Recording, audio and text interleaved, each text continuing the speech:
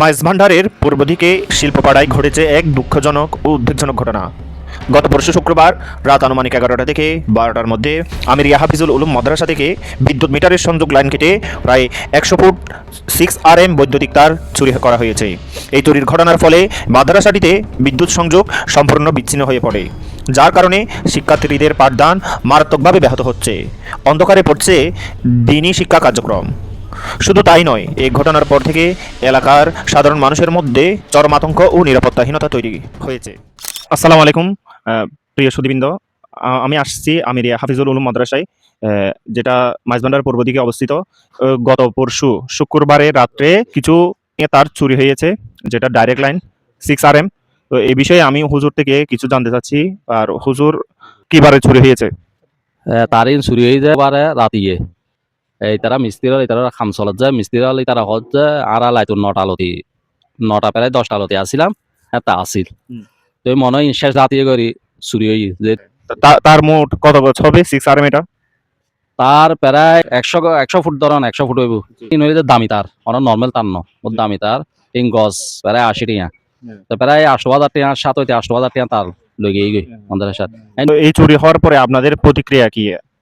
আর প্রতিক্রিয়া হইল যে যেহেতু সামনে ইল্লে আর কি আর তো মনে করো অন আল্লাহর বন্দল সোয়াফন নিতে দিলি আর মনে করো লাগাই দিলাম আজকে মনে করো লইগেই গই অথবা লাগানোর বাদে 2 দিন বাদে আবার জিনিস গান কি কাড়িয়ে লইয়ারে যাইবি গই এলে এটা এলে প্রায় জিনিস কি হয়ে যায় লই যাই গই। কিছুদিন আগে মাদ্রাসার মনে করো ইয়ত কিছু ওই অ্যাঙ্গার আছিল এটা মারত ছোট ছোট অ্যাঙ্গার এরি অ্যাঙ্গার লইগেই গই। বিদ্যুৎ বিচ্ছিন্ন হওয়ার পর থেকে শুক্রবার পর থেকে আজকে রবিবার বিদ্যুৎ যাওয়ার পর থেকে আপনারা ছাত্রদেরকে পাঠদান কিরকম করাতে পারছেন? শীতে বোতর আনা এই দরজা জানালা কি করি নপারি কুলিন নপারি বান্ধিয়ারে কি গরম পড়ে ফুয়াশা ফরম পড়ে, যার কারণে ফুয়াশা ফরাইতে আনাতে কি হয়ে যাবে কষ্ট হয়ে যাবে। হুজুর, এখানে থাকেন আপনি? জি, আই রাতে থাকি চারিখানে লাইন নজরার অন্ধকার আইন কষ্ট মনে হয় মোবাইল চার্জের দন আছে প্রত্যেক জনের প্রত্যেক একান বিভিন্ন ধরনের সমস্যা মনে করো বাথরুমও যাইলি পানিলে যাইলি লাতিয়ে বাইর হইলি অন্ধকারত নিজে তো মনে করো একান ভয় লাগে। পাশে আরেকজন হুজুর আছে অত্র মাদ্রাসার, উনিও কিন্তু এখানে শিক্ষক। হুজুরের নাম? আমার নাসিরউদ্দিন। আর ফুট চুরি হয়েছে আপনি বলতে পারবেন? 100 ফুটের মতো হবে। আপনারা একটা বাড়ি দেখছেন ওইদিকে, এখান থেকে কিন্তু ওই লাইনটা আনা হয়েছে প্রায় 100 ফিট। হুজুরে বলছে ঠিক অনেক জায়গায় চুরি হয়। নতুন বাড়ি মসজিদেও এখান থেকে ব্যাটারি চুরি হয়েছে। আবার দেখা যাচ্ছে আমিরিয়া হাফিজুল উলুম মাদ্রাসা থেকেও তার চুরি হচ্ছে। এই যে চুরির ঘটনা, মসজিদ মাদ্রাসায় চুরি হচ্ছে, এই ঘটনাকে আপনি কি বলতে চান?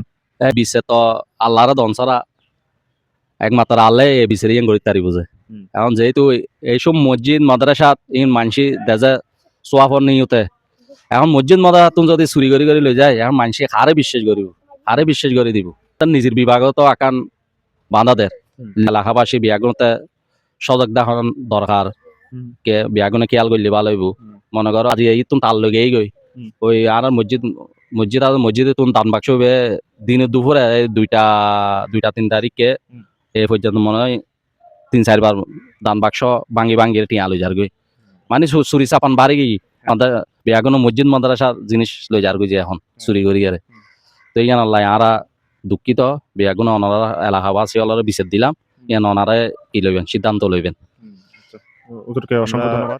ঘটনা পরে আমরা খুবই অনিরাপদ বোধ করছি, বিশেষ করে প্রশাসনের সজাগ দৃষ্টি আকর্ষণ করছি। তো জননিরাপত্তার জন্য প্রশাসনকে সজাগ দৃষ্টি রাখার অনুরোধ জানাচ্ছি। আর পাশাপাশি এইসব ঘটনা যাতে আমরা নিরাপত্তা পাই সেটাও এলাকাবাসী আর আশেপাশে যারা সমাজের গুণী ব্যক্তিজন আছেন ওনাদের সাহায্য চাচ্ছি। অবিলম্বে সুষ্ঠু তদন্ত করে দোষীদের চিহ্নিত ও দৃষ্টান্তমূলক শাস্তির ব্যবস্থা নেওয়ার জোর দাবি জানাচ্ছি। একই সঙ্গে অনুরোধ জানাচ্ছি, শুধু এই একটি ঘটনা নয়, এলাকা জুড়ে যেসব চুরি ও ডাকাতির ঘটনা ঘটছে তার মূল কারণ অনুসন্ধান করে কার্যকর পদক্ষেপ নেওয়া হোক। এদিকে এলাকাবাসীর প্রতি ও আমাদের আহ্বান, সতর্ক থাকুন, ঐক্যবদ্ধ থাকুন। সন্দেহজনক কিছু দেখলে দ্রুত প্রশাসনকে জানান, কারণ নিরাপদ সমাজ গড়ার দায়িত্ব আমাদের সবার। শেষে আবারও বলছি, শিক্ষা প্রতিষ্ঠান, মাদ্রাসা কিংবা সাধারণ মানুষের নিরাপত্তা নিয়ে কোনো আপোষ নয়। প্রশাসনের কার্যকর ভূমিকা এখন সময়ের দাবি।